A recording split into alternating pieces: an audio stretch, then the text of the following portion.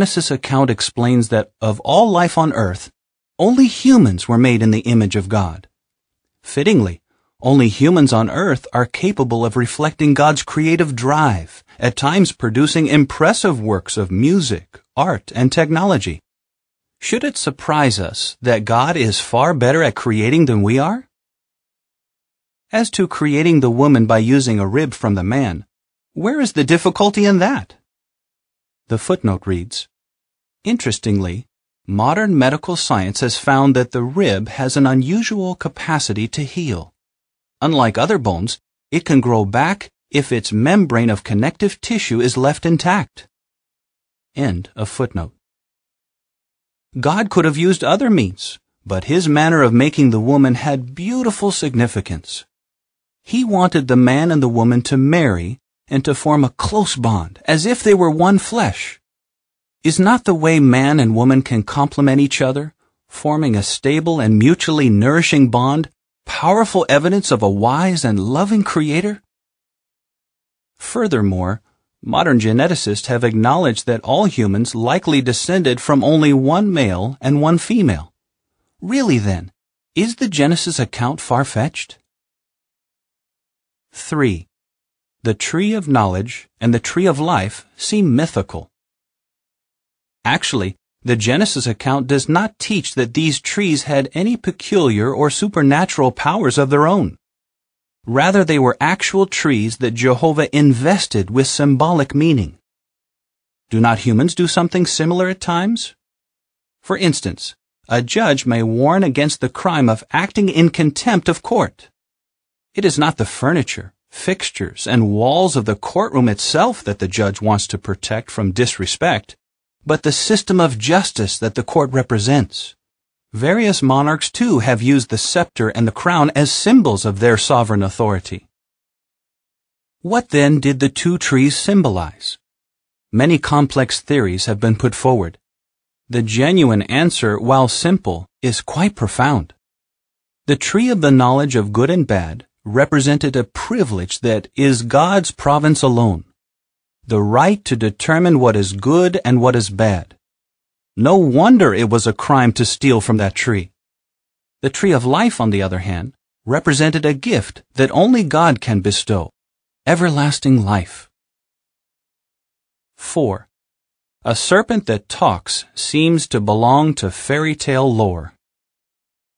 Granted, this aspect of the Genesis narrative can be puzzling, especially if we do not take the rest of the Bible into account. However, the Scriptures gradually clear up this intriguing mystery. Who or what made that serpent appear to talk? The people of ancient Israel knew of other factors that shed much light on the role of that snake.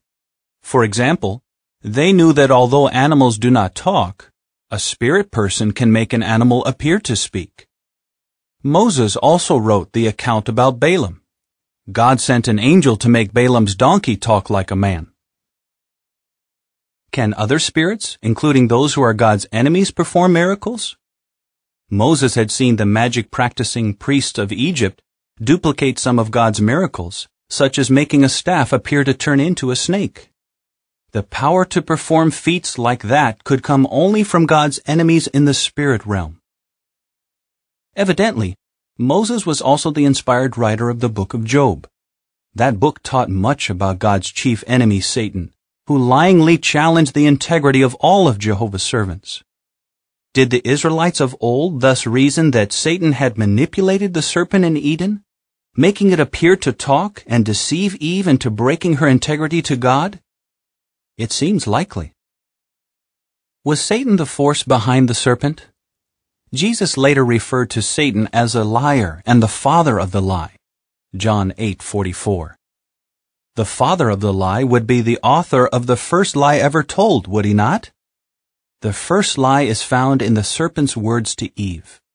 Contradicting God's warning that eating the forbidden fruit would end in death, the serpent said, "You positively will not die."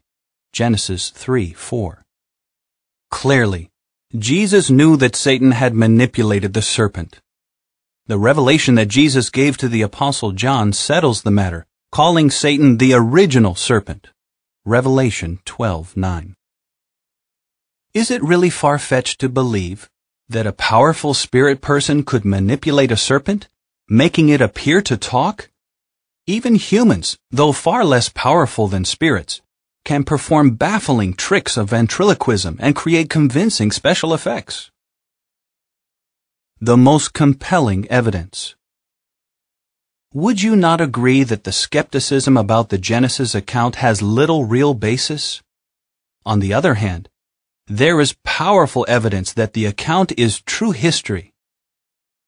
For example, Jesus Christ is called the faithful and true witness. Revelation 3:14. Being a perfect man, he never lied, never misrepresented the truth in any way.